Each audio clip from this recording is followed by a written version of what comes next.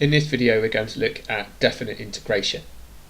Now this is integration where we're actually going to find a value rather than an expression, and it's going to represent the area between, in this case, the x-axis and the curve 3x squared minus 5x plus 2, and it's going to be between values of x of 3 and 2. Now to begin with, I'm going to integrate this expression, and the 3 and the 2 are going to become relevant in a bit.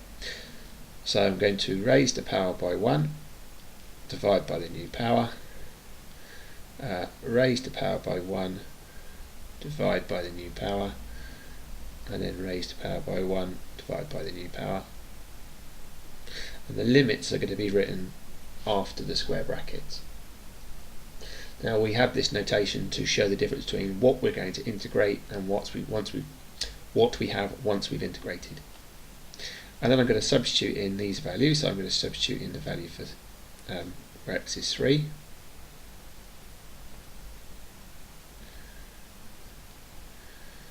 And then I'm going to subtract from that what I get when I substitute in the other end of the limit.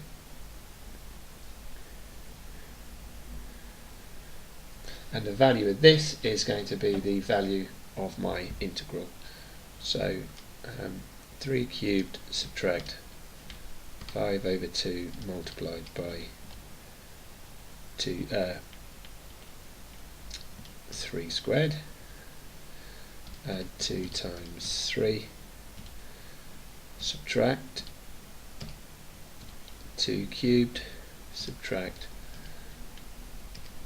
5 over 2 multiplied by 2 squared, add 2 times 2, and I get there a value of 17 over 2. So that represents the area between x is 3, x is 2, and this curve and the x-axis. So the second question, we're going to go through exactly the same process again, but I don't have something that's convenient for us to integrate yet. So I'm going to rewrite that middle term in index form, and now it's straightforward for me to integrate. So go through bit by bit. So raise the power by 1, divide by the new power, raise the power by 1, divide by the new power again, and then I've got my limits of 2 and negative 1. So now I can do the substitution stage.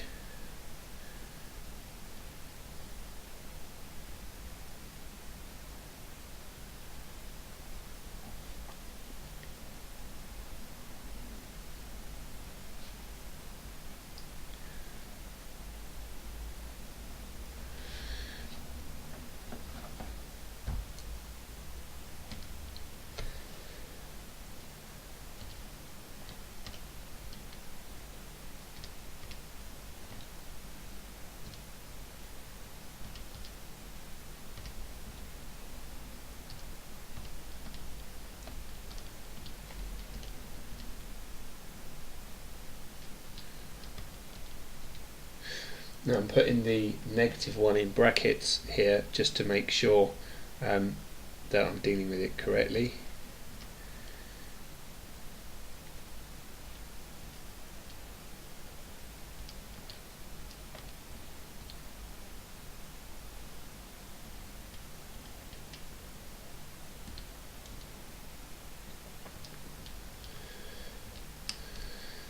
And I get there 33 over 2.